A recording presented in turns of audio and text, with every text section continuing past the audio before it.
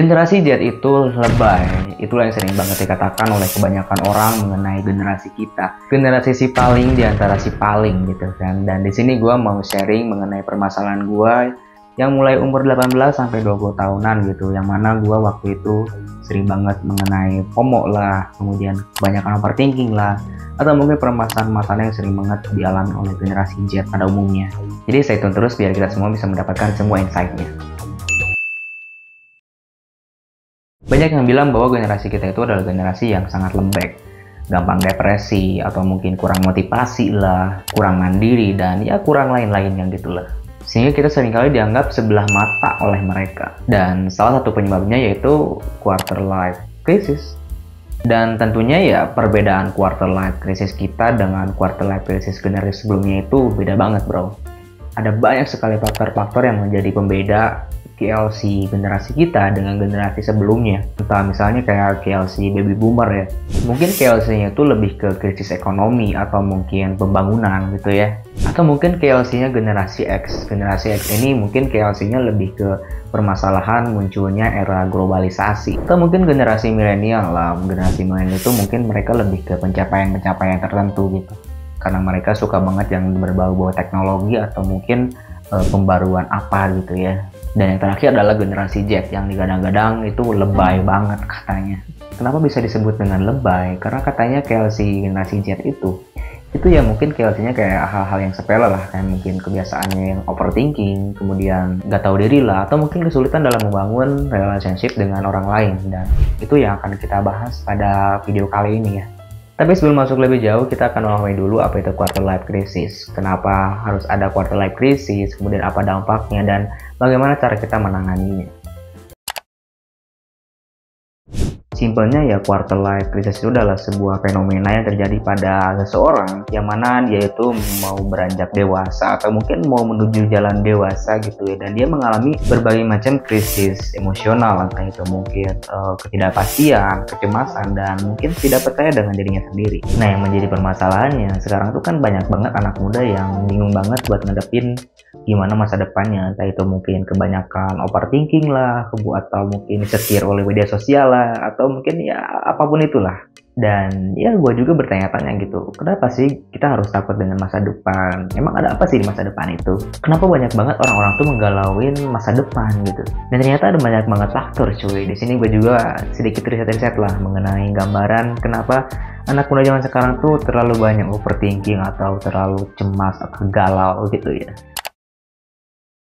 Nah, yang pertama itu adalah tekanan sosial dan standar yang sangat tinggi. Jadi maksudnya itu tekanan sosial ini berasal dari berbagai macam sumber. Entah itu mungkin dari media sosial, kemudian teman, keluarga, atau mungkin di sekeliling kita lah. Nah, di situ lo akan menemukan berbagai macam bombardir banyak banget mengenai pencapaian-pencapaian atau mungkin kesuksesan yang udah diraih oleh orang lain yang ada di media sosial gitu ya, atau mungkin di mana gitu ya di sekeliling kita. Yang mungkin secara lo gak sadar itu menciptakan sebuah standarisasi yang mana hal itu gak mungkin untuk lo capai, bahkan mustahil untuk lo capai gitu.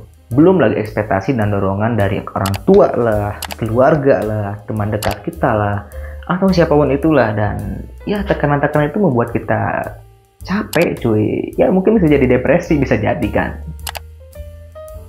Terus yang kedua adalah hilang arah dan tujuan hidup. Which is kita sedang mencari jati diri kita itu sebetulnya apa sih? Mau jadi apa sih gitu kan? Dan itu ya bisa menghilangkan motivasi hidup kita, atau bahkan hanya memunculkan kecemasan atau kegalauan doang, atau overthinking lah gitu kan, mikir negatif dan lain sebagainya. Dan terakhir, banyak banget yang dilakukan oleh generasi Z ini adalah selalu ngebandingin diri kita dengan orang lain. Ini nih permasalahan yang sering banget dilakuin oleh anak zaman sekarang, atau mungkin generasi Z, atau mungkin generasi Alpha ya, mungkin bisa jadi. Kita tuh sering banget kan membandingin diri kita dengan orang lain, atau mungkin membandingkan pencapaian-pencapaian kita dengan orang lain, mungkin ibarat tetangga nih ya. Tuh lihat si A, 50 tahunan dia udah sukses. Tuh lihat si B, udah kebeli rumah. Tuh lihat si C, udah kebeli mobil, udah kebeli motor gitu. Dan secara nggak sadar itu bikin kita FOMO. Jadi FOMO tuh kita tuh takut banget gitu ketinggalan momen atau pencapaian mengenai orang lain atau orang terdekat kita. Dan kita harus terus menerus dan dipaksa untuk mengikuti tren yang lagi naik, entah itu mungkin di media sosial atau mungkin di lingkungan kita, dan itu capek banget cuy, malah bisa bikin kita depresi juga kalau kita terus menerus FOMO, ikut-ikutan. Orang beli iPhone pengen beli iPhone. BTW itu iPhone berapa ya? Kalian apa? Sorry banget. Mama pengen beli Aerox, hancurin pintu. Tadi tuh budak SMP was nu hayang Aerox umat amuk tuh kok ima di kieu tuh. Dan ya, 3 faktor inilah yang sering banget menyebabkan KLC di generasi kita. Generasi Z, generasi strawberry, generasi sandwich, generasi lembek, terserah lu lah. Terus muncul lagi pertanyaan gitu. Kalau misalnya nih, kita udah sadar bahwa yang menyebabkan KLC itu adalah 3 faktor tadi, atau mungkin bisa lebih atau kurang gitu ya. Tapi kita tuh kadang nggak mau melakukan hal itu, alias nggak gerah. Atau mungkin bisa jadi terlalu nyaman di zona nyaman. Kan banyak banget gitu kan orang tahu tapi dia gak mau ngelakuin hal itu. Ibaratnya udah tahu bahwa suhu itu makin panas ya, tapi besoknya dia malah bakar-bakar sampah di depan rumah.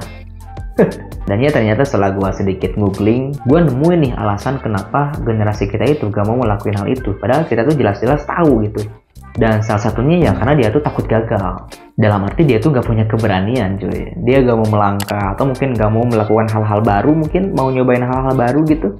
Padahal kan biasanya anak muda tuh paling semangat banget kan ngelakuin hal-hal baru. Ya paling mentok kalau misalnya salah kan dimarahin juga. Tapi kan itu bisa jadi bahan introspeksi kita atau kritikan atau masukan buat kita juga. Terus selanjutnya adalah kurang percaya diri, malu untuk bertanya, atau mungkin nggak yakin dengan dirinya sendiri bahwa dia tuh bisa melakukan hal itu. Terus selanjutnya kita tuh terlalu banyak memikirkan hal-hal yang negatif, entah itu mungkin overthinking, kita terlalu banyak mencemaskan masa depan, atau mungkin kita terlalu banyak menggalaukan masa lalu, mikirin mantan gitu kan, bisa jadi.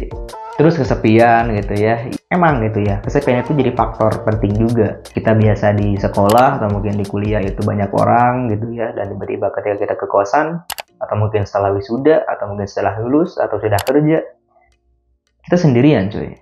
Dan ya pada hakikatnya kita juga emang sendirian. Dan gue yakin bahwa ketika lu sendirian, lu itu hebat dan lu tuh berani.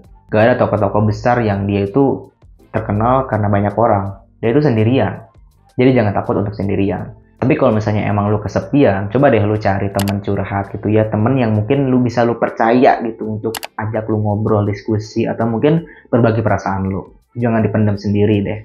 Atau mungkin lu bisa dengan cara membaca gitu ya, atau mendengarin podcast, atau mungkin menulis jurnal, ataupun apapun itulah ya. Yang terakhir adalah malas. Ya gue gak usah menjelaskan apa itu malas lah, karena gue juga ya termasuk.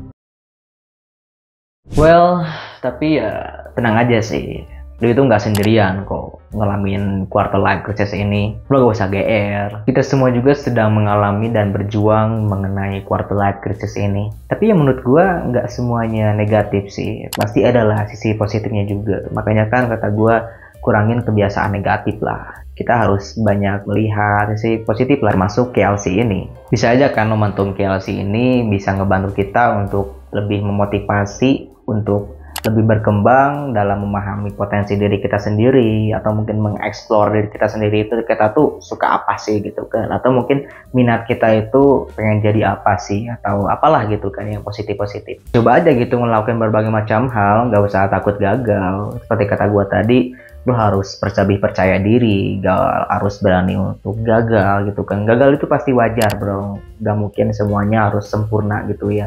Yang intinya lu jangan ngebandingin diri lu dengan orang lain, fokus ke diri lu sendiri aja. Terus KLC juga bisa bikin kita lebih kuat mental. At least mental kita jadi lebih tangguh buat ngadepin berbagai macam hal yang mungkin di masa depan jauh lebih besar gitu. Dan terakhir, KLC ini sih menurut gua bisa jadi momentum juga, momentum buat kita lebih memperkuat hubungan kita dengan ya sekeliling kita gitu, mungkin keluarga kita, atau mungkin teman dekat kita, atau pacar lu gitu kan. Jadi ya lebih menghargai aja keberadaan mereka gitu. Ya gak sih? Quarter life crisis ini emang cukup berat sih buat kita yang mau menghadapi jalan menuju kedewasaan gitu. Which is di jalan itu kita dipenuhi dengan jalan yang ketidakpastian. Bahkan dampak KLC ini menurut gua nggak bisa dianggap remeh juga sih. Bisa aja mental lo kena gitu kan, atau mungkin lo bisa jadi depresi, sering kebingungan gak jelas, terus dapat tekanan sosial juga, punya hubungan yang buruk, atau bahkan yang paling buruknya itu lo terjebak dengan obat-obatan yang terlarang gitu. Terakhir gue juga mau nekanin ke lo semua dan diri gue pribadi juga, Lu itu nggak sendirian kok. Ada begitu banyak sekali orang yang mengalami quarter life crisis ini. Terus coba deh lu fokus ke masa sekarang dulu. Bahkan gue pribadi gitu ya, gue punya pemikiran yang ya mungkin cukup ekstrim lah. Bahwa yang ada di waktu itu hanya ada di masa sekarang aja. Masa depan atau mungkin masa lalu itu yang menurut gue mati gitu. Karena ya kebanyakan orang tuh terlalu menggalaukan masa lalu dan terlalu mencemaskan masa depan. Lu itu hidup di zaman sekarang cuy. Lu yang di hari ini, sekarang ini, itu ya hasil lu yang lu lakuin di masa lampau. Dan lu yang sekarang juga, itu adalah cerminan yang akan lu dapetin di masa depan. Jadi nggak usah mikirin kedua hal tersebut. Fokus di hari ini aja. Hiduplah hari ini, di sini, dan seperti ini.